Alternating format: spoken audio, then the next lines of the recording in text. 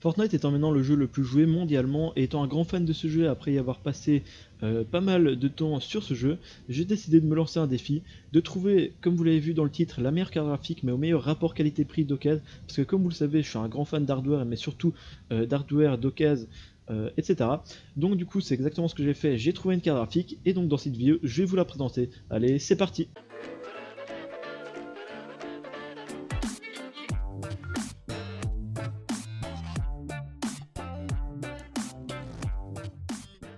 Salut tout le monde, c'est SkyTech, heureux de vous retrouver aujourd'hui pour une nouvelle vidéo. Donc comme je vous l'ai dit dans l'intro, aujourd'hui je vais vous présenter une carte graphique, enfin ça va plutôt être une review comme ce que j'ai déjà fait précédemment sur ma chaîne YouTube. Et donc on va voir si cette carte graphique a vraiment le meilleur rapport qualité-prix pour jouer à Fortnite. Sans plus tarder, je vais bien sûr dévoiler cette carte graphique. Du coup c'est la GTX 660, le modèle que j'ai réussi à récupérer c'est une Asus, je vous mets le modèle exact sur l'écran. Venant de la série 600 de chez Nvidia, ces cartes graphiques étaient sous l'architecture Kepler, une série de cartes graphiques qui est sortie en 2012 avec une vingtaine de modèles différents. Donc la carte graphique que je vais vous présenter aujourd'hui, elle venait avec un prix de base de 230$. Vous devez sûrement vous demander pour combien ces cartes graphiques peuvent être trouvées. Et bien sur le Bon Coin, elles peuvent être trouvées pour environ 50€. Moi personnellement, j'ai eu la mienne pour 40€. Voilà, j'ai réussi à négocier et j'ai réussi à baisser le prix. Alors voilà, maintenant si vous comptez vous en acheter une, vous avez une idée du prix pour lequel vous devrez payer pour ce genre de carte graphique. Alors maintenant la question c'est pourquoi est-ce que cette carte graphique serait la meilleure carte graphique au meilleur rapport qualité-prix. Premièrement, ces cartes graphiques peuvent être trouvées en abondance sur le Bon Coin, donc voilà, elles sont beaucoup plus simples à acheter et elles sont pas difficiles à trouver. Et après si on compare avec les autres cartes graphiques qui peuvent être trouvées aussi dans une tranche de prix de 50€, par exemple la GTX 750 Ti ou la AMD Radeon 6950 avec 2Go bien sûr, et bien comme on peut le voir sur ces screens, la GTX 660 est 20% plus puissante que ces deux cartes graphiques. Bref, maintenant qu'on a parlé des prix, il est temps de passer aux spécifications de cette carte graphique. Alors le modèle de carte graphique que j'ai aujourd'hui vient avec 2Go de GDDR5 de mémoire vidéo, une fréquence de base de 1020 MHz, 960 cœurs CUDA et un TDP 240 watts. Maintenant que je vous en ai dit un peu plus sur les spécifications et le prix de cette carte graphique, on peut passer du coup au test sur Fortnite. Maintenant si on regarde l'intérieur du PC dans lequel cette carte graphique va être testée, alors tout d'abord on peut voir le cable management qui ressemble plutôt à une jungle qu'autre chose. La raison de cela c'est parce que j'ai monté ce système juste pour tester la carte graphique, après je compte le démonter. Donc voilà, je voulais pas faire un beau cable management. Pour les spécifications, ce PC est équipé d'un processeur Intel Core i5 2400, de 8Go de RAM en DDR3, de la carte graphique en elle-même, d'une alimentation Antec 450 watts et d'un disque dur Western Digital de 320Go. Pour ce test sur Fortnite, j'ai décidé de faire ça en deux parties. La première, c'est tester le jeu avec la configuration qui est d'abord donnée par Epic Games.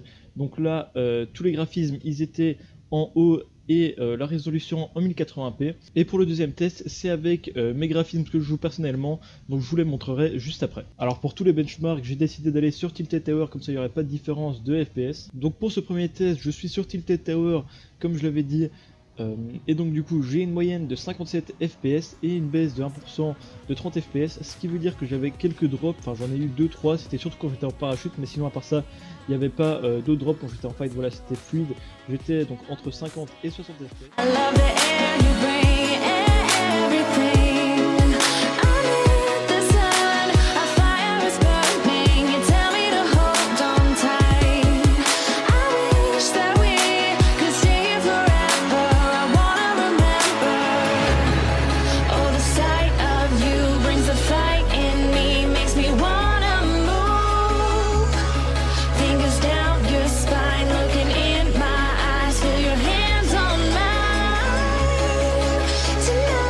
Et sinon en record, j'ai eu vraiment aucune différence, enfin une petite différence de 2 fps, donc ce qui nous ramène à une moyenne de 55 fps. Et sinon pour les drops, c'est toujours pareil, il y en a eu 2-3, mais sinon voilà, c'était pas très choquant, je pouvais toujours jouer, j'ai réussi à faire quelques kills. Donc voilà, donc pour la game en record.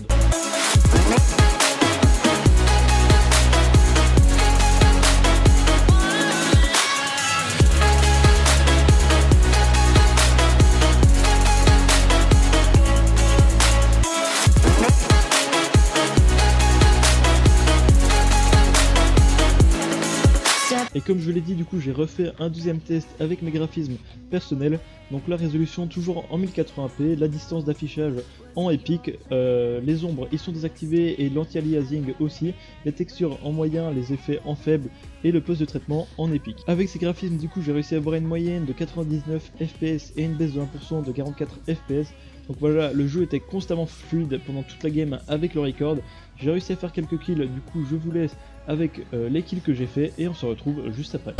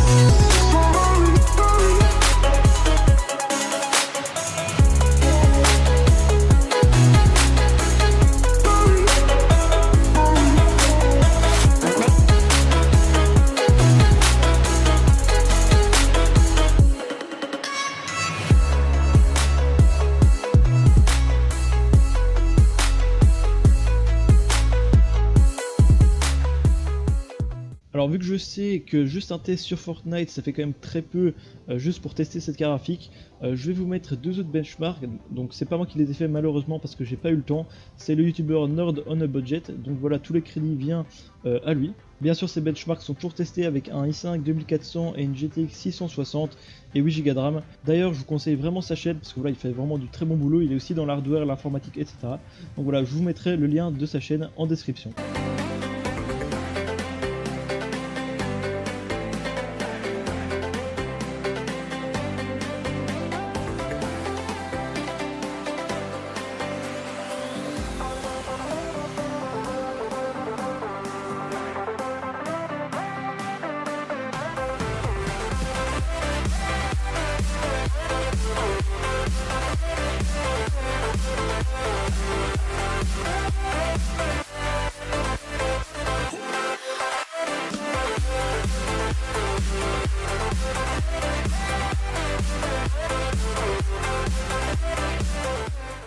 Alors voilà, on se retrouve pour la fin de cette vidéo. J'espère que vous l'avez aimé. Franchement, moi, j'ai pris vraiment un plaisir à la tourner.